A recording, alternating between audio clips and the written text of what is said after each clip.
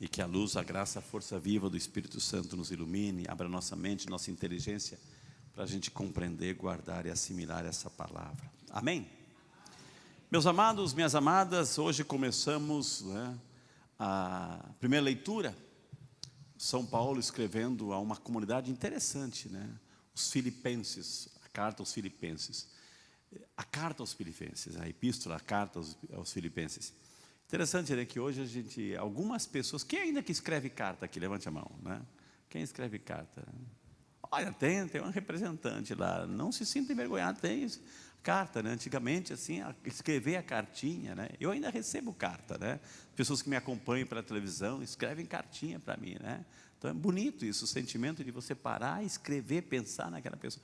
Hoje é o WhatsApp, nem a pessoa não liga mais, é um emoji, é um joinha, alguma coisinha assim, porque nem isso, a voz do outro, a gente quer mais escutar, então, faz hashtag, vamos pensar, a nossa forma de comunicação. Então, São Paulo, ele escreve essa carta, aos Filipenses, a comunidade de Filipe. Foi uma comunidade fundada por ele. E São Paulo, ele elogia essa comunidade pelas maravilhas que ele ouve falar dessa comunidade, comunidade no meio do Império Romano lá e tudo mais, que domina aquela região toda ali. É uma comunidade fervorosa, uma comunidade que reza, e uma comunidade generosa, que ajuda o apóstolo Paulo na sua missão também. Uma comunidade generosa, que bonito assim, ouvir, Certamente São Paulo, assim, se tivesse hoje aqui, eu tenho certeza que ele ia mandar uma carta para nós, eu ia publicar um telão, falando da igreja São Peregrino, Eu tenho certeza que ele ia falar bem da nossa comunidade, assim, Comunidade fervorosa, de oração, generosa, naquilo que faz, se compromete, Então, para você ver, como o Evangelho faz bem, quando se vive o Evangelho, quando se coloca em prática a palavra de Deus, quando se esforça, enfim, é a bênção de Deus, é o reconhecimento de Deus através do apóstolo Paulo. Mas o que mais chama a atenção também, é claro, é o Evangelho. O Evangelho, contexto, Jesus foi convidado numa casa de um fariseu, convidado. Ele foi? Foi, ele foi, mas Jesus era dono de si. Jesus sabia o passo que dava, onde ele estava, com quem estava, e não perdeu a oportunidade, de fazer o bem e de mudar a mentalidade. É isso que Jesus quer. Jesus quer mudar a nossa mentalidade.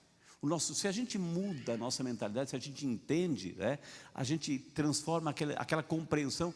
Nossa, eu não sabia que eu estava fazendo assim, agora eu vou mudar. Então se transforma em atitudes. É isso que Jesus quer, mudar a nossa conduta, o nosso jeito de ver, o nosso jeito de pensar e de agir. Então Jesus foi. Que dia que era da semana? Era sábado. Era permitido para os judeus, ainda mais um chefe dos fariseus, fazer alguma coisa? Era motivo. E ali Jesus foi, e o chefe dos fariseus, junto com outros, eles o observavam Jesus. Estava lá para observar Jesus, para ver a reação de Jesus.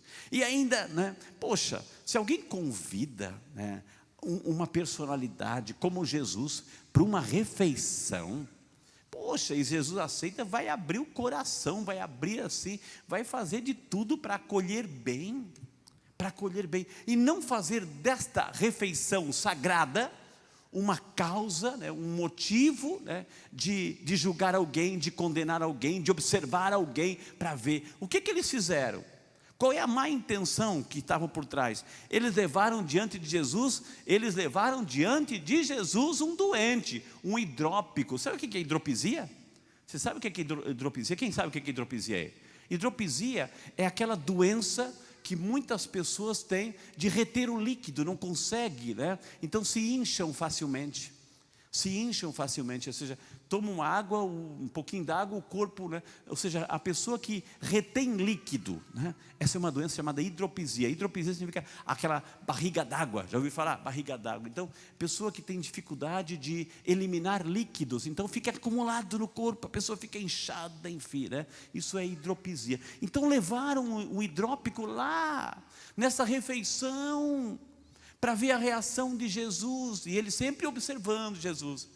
E aí Jesus não decepcionou esse cidadão doente, e fez ali, né? Fez ali e fez a pergunta: se num dia de sábado cai um boi num buraco, uma criança no buraco, né? Vocês vão deixar morrer? Vocês vão deixar ela agonizando ou vão tirar?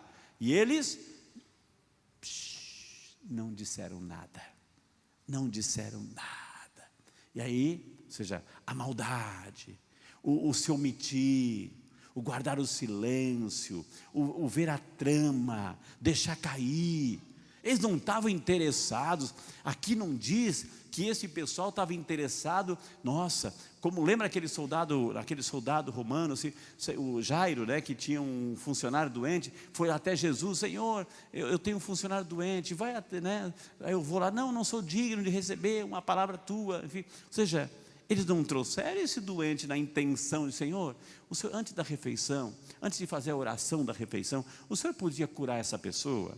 O Senhor, coitadinho, Senhor, ele está aqui sofrendo, ele tem retenção de líquido, ele não consegue, o Senhor podia curá-lo, por favor? A gente pede encarecimento. Eles não estavam interessados no hidrópico, eles não estavam interessados, eles trouxeram um doente para observar Jesus, a maldade, para ver o que Jesus ia fazer. E se Jesus fizesse um milagre, está vendo, motivo a mais para condenar, para julgar Jesus, para ter motivo para julgar Jesus, para condenar Jesus. Eles não estavam interessados no bem, na saúde do outro. Não, usaram aquele como bode expiatório para ver a reação de Jesus. E Jesus não está nem aí com esse tipo de mentalidade. Pegou o cidadão, curou o cidadão, despediu o cidadão, foi embora feliz, e eles ali condenando Jesus, né? Às vezes, minha gente, o que isso ensina para a nossa vida? O que isso traz de presente, né, de aspecto para o nosso crescimento espiritual? Porque nós, esse fariseu, somos nós.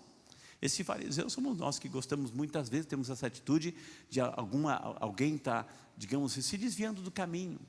Alguém sabe que está lá, vai errar, vai pecar, a gente cruza os braços ou torce, né? Torce. Uma vez, minha gente, eu vou contar uma experiência que aconteceu comigo. Posso? Né? Posso. Eu estava em São Paulo, era pároco em São Paulo. E aí fui chamado na paróquia. Olha a situação, a maldade do coração. Eu fui chamado, né, porque tinha uma pessoa que frequentava a igreja lá em São Paulo, no Ipiranga, ali, que estava num prédio enorme, não sei quantos andares, estava lá, sentado na janela, sentado para o lado de fora, que ia se atirar, ia se matar. Aconteceu um fato do casamento dele, etc. Acho que a esposa tinha, né, saído, ele não aceitou essa situação e falou, e sentou do lado de fora da janela, pronto para se atirar, 25 andares, estava lá. Imagina a cena. E foi chamado: padre, pelo amor de Deus, vai lá, tem um homem que vai se atirar, vai se matar, enfim. Aí eu fiquei no andar de baixo, né? Então, fiquei com torcicolo depois de uma semana, que eu fiquei o tempo todo assim, conversando com o cidadão, colocando valores, a importância da vida, enfim. E do lado, no andar de cima dele, estava o pessoal especializado, aquele pessoal que se atira, né? Que se atira com aquelas cordas para tentar fazer com que a tragédia não aconteça. Aqui são os soldados especialistas nisso, enfim, né? Estava lá de cima, eu aqui embaixo e o cidadão no meio. Aí chamaram a atenção da mídia. Adivinha quem estava no ar naquele momento? Da Atena, Cidade Alerta, o Brasil Urgente, sei lá, né? E aí o helicóptero lá e o da Atena reportando ao vivo, ou seja, e lá está o padre tentando convencer, e lá está a polícia, enfim, e lá está o padre, e lá está, e ficou aquilo lá. E de repente, acho que o pessoal começou a acompanhar a televisão, se juntou uma multidão ali embaixo no prédio, uma multidão ali, né? Uma multidão, né, embaixo ali, porque a curiosidade, né, para ver o que vai acontecer. E adivinha, minha gente, a gente lá tentando dar valor à vida, resgataram uma pessoa, um certo momento assim, bateram na porta, né, desfecho, bateram na porta, ele foi olhar para trás, no que ele olha para trás, o pessoal se joga, empurra ele e consegue salvar uma vida. Adivinha, minha gente, enquanto isso estava acontecendo, a gente escutava, qual era o grito da galera ali embaixo? Pula, se atira, pula, né? Vocês entendem o evangelho de hoje? Vocês entendem? Tem gente que torce para a desgraça, tem gente que torce para o mal acontecer, e às vezes não é que tem gente, às vezes a gente faz isso, minha gente, às vezes somos nós que fazemos isso, torcemos para dar errado uma coisa, para que o outro, né, tenha um final triste, né? Às vezes a gente faz isso. Era a intenção dos fariseus aqui. Quando levaram aquela pessoa para ser curada, não era porque estava interessado na cura dele, era para acusar Jesus. Era para acusar Jesus. Em lugar deles ficarem admirados com aquilo que Jesus fez, as maravilhas, os milagres, os prodígios, as bênçãos, enfim, isso não interessava para eles. Eles queriam motivo para acusar Jesus. Às vezes somos isso também. A nossa curiosidade, né, não tem uma boa intenção por trás. Então vamos pedir hoje, minha gente, porque desses fariseus, dessa atitude dos fariseus, nós temos muito. Quando nós, em lugar de torcer para a felicidade do outro, o sentimento de pequenez, de inveja, de ciúme é tão grande em nós que nos corrói e a gente torce para o mal acontecer. Então vamos pedir a graça no Evangelho de hoje, é isso que Jesus quer tirar do nosso coração. Essa semente da maldade que é inclinada a torcer para a desgraça do outro, para a infelicidade do outro, né? Às vezes a gente fica contente com esse tipo de coisa.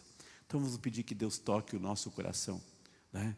Porque aqui na primeira leitura, São Paulo escrevendo aos filipenses, encheu o coração deles de elogio. No Evangelho, eles também ficaram cheios de orgulho, de maldade. Isso às vezes acontece conosco. Vamos pedir então que Deus tire, desinfle, né, do nosso coração o orgulho, a maldade, para a gente começar a perceber que com a presença de Jesus a gente tem que vibrar pelo bem que é feito, pela graça que acontece, e sejamos nós portadores da graça de Deus, instrumentos, canais, onde Deus, usando-nos, possa fazer o bem para outras pessoas. Amém? Então diga para aquela pessoa que está do seu lado, você é um canal de Deus, faça o bem. Deixe-se usar por Deus para fazer o bem para as pessoas. Fala assim, que Deus tire do teu coração qualquer sentimento de raiva, de ódio, de ciúme, de inveja. Amém?